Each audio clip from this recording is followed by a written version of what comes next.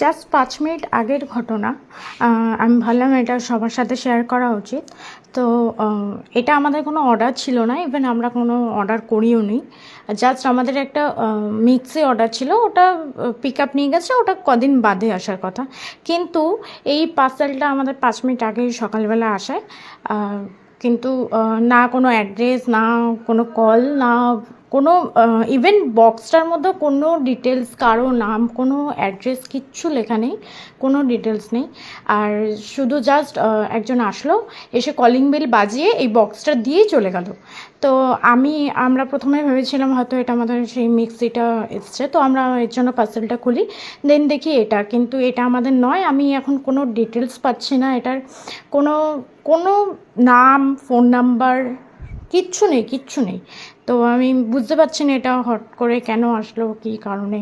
তো তোমাদের সাথে যদি কারোর সাথে এরকম হয়ে থাকে বা কেউ যদি এই ব্যাপারটার ডিটেলস জানো, তাহলে একটু শেয়ার করলে ভালো হয়। আমি বুঝতে পারছি না এটা কিসের জন্য আসলো।